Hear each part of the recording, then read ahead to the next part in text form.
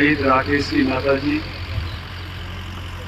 परिवार के अन्य सदस्य इस मौके पर विशेष मेहमान के रूप में पधारे, जिनको मैंने विशेष तौर से आमंत्रित किया था। मेरी पार्टी में राज्यसभा सांसद, सेवानिवृत्त जनरल।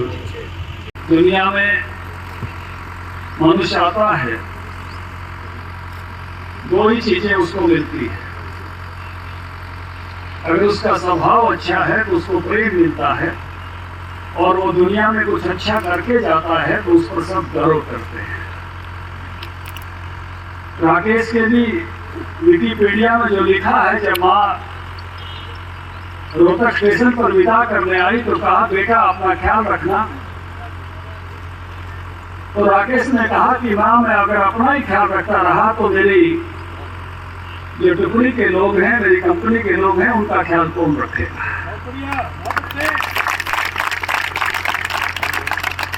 और अगला वाक्य कहा कि मेरे साथ मेरे पर कुछ हुआ तो आप जीवन भर मुझ पर गर्व करोगी।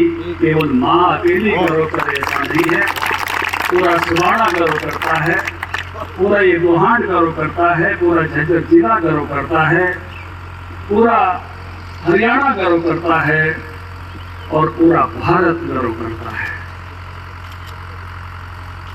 भगत सिंह राजगुरु सुखदेव की समाधि पर जब रामधारी सिंह दिनकर गए थे, उन्होंने मिट्टी का टुकड़ा उठा के 2 लाइन लिखी थी, तुमने दिया देश को जीवन, देश तुम्हें क्या देगा। तुमने दिया देश को जीवन, देश तुम्हें क्या देगा। अपनी आंच तेज करने को नाम तुम्हारा लेगा, नाम तुम्हारा लेगा। मैं जब इस समारोह में अब शामिल हुआ तो माँ के मन में थोड़ी कृतज्ञता के भाव थे कि हमने शहीद राकेश सिंह को याद किया। माँ कृतज्ञ हम हैं सब राकेश सिंह के, उनका बलिदान बहुत बड़ा है, बहुत बड़ा। 5 आतंकवादियों को ढेर करके, अफगानी आतंकवादियों को जिस वीरता का परिचय उस वीर ने दिया था, वो देश के सभी नौजवानों में वीरता भरने के लायक उसका सामर्थ्य है। वो सदियों तक प्रेरणा देता रहेगा भारत के वीरों को, भारत के नौजवानों को। सबसे कम उम्र का अशोक चक्र विजेता ये नौजवान है। गांव गांव वीर भूमि, अणगणित है शौर्य गाथा, समय समय पर ये पूरा भारत वीरों तुमको शीश नवाता। ये तो आजादी का अमृत महोत्सव का साल भी है। मुझे कुछ बातों पर गर्व होता है कि कुछ चीजों में सहभागी होने का मुझे मौका मिला है। मुझे भारत के प्रधानमंत्री ने स्टैच्यू ऑफ यूनिटी, उसका पूरा देश का लोहा और मिट्टी इकट्ठा करने का काम आपके बेटे, आपके भाई, आपके बच्चे को सौंपा। आज देश का वो सबसे गरिमा में स्टैच्यू है, स्टैच्यू ऑफ यूनिटी। मुझे इस बात का गर्व है जब मुझे पंचायत मंत्री का दायित्व सौंपा गया, और अभी हमारे पूर्व सरपंच कह रहे थे सुबाना के भाषण की कि हमने हर गांव में ग्राम गौरव पट लगवाए, और उन गौरव पट पर सबसे पहले शहीदों के नाम लिखवाए। कितने एक छोटे से गांव में 19 शहीद, 4 फर्स्ट वर्ल्ड वॉर के हैं, 10 सेकेंड वर्ल्ड वॉर के हैं, 3 आजाद हिंद फौज के सिपाही हैं।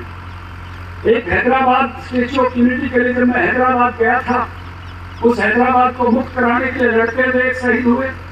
हैदराबाद के लोगों ने मुझे बड़े भाव विभोर होकर कहा था, धनखड़ जी, अगर सरदार पटेल नहीं होते तो आपको हैदराबाद में वीजा और पासपोर्ट लेने के लिए कराना पड़ता।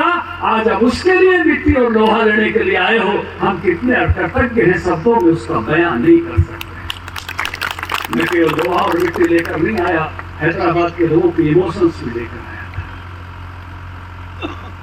मुझे इस बात का गौरव है कि मेरे गांव के विक्टोरिया क्रॉस रीजनल सरदार बदलू सिंह 100 साल से हम भूले हुए थे, केवल नाम था। मुझे इजिप्ट जाने का मौका मिला और उनकी वो शहादत से जुड़ी हुई मिट्टी सर पर हम उठाकर लाए, और ऐसा एक शानदार स्मारक ढाकला गांव में उनके हमने गौरवपूर्ण तरीके से वहां बना हुआ है। मुझे आनंद है इस बात आज पूरा गांव उस वीरता से प्रेरणा लेता है। 1918 में जिसने पूरी एक 200 लोगों की टुकड़ी का सरेंडर कराया था, अपना सर्वोच्च बलिदान दिया। मुझे इस बात का गर्व है कि मुझे कुछ दिन पहले ही पृथ्वीराज चौहान जैसे वीर की प्रतिमा के अनावरण का हिस्सा बनने का मौका मिला और मैं हरियाणा के मुख्यमंत्री और देश के रक्षा मंत्री ठाकुर राजनाथ सिंह जी को बुलाकर आप सबकी हाजिरी में आप सब लोग हाजिर थे, लेकिन वर्षी को भी हमने बुलाया था और एक शानदार मूर्ति वहां पृथ्वीराज चौहान की वहां खड़ी हुई है और समारोह को किस गौरवपूर्ण तरीके से मिलेगी।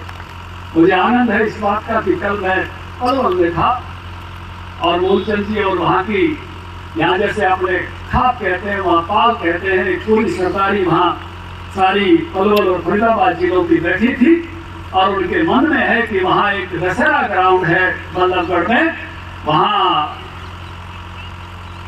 राजा नाहर सिंह का स्टेचू लगाया जाए।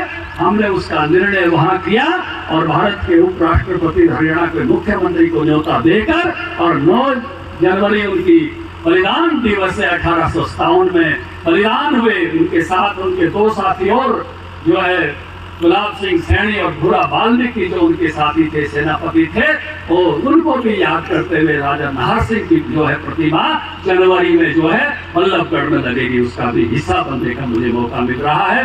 मैं इस बात से आनंदित हूँ। अपने कोई भी समाज, कोई भी राष्ट्र अपने ऐतिहासिक गौरव के आधार पर बढ़ता है और मुझे खुशी है इस बात की कि आज हमारे पास भारत में ऐसी सरकार है और ऐसा प्रधानमंत्री है जिसने आजाद हिंद फौज के उस गौरव को फिर से बढ़ाने का काम किया।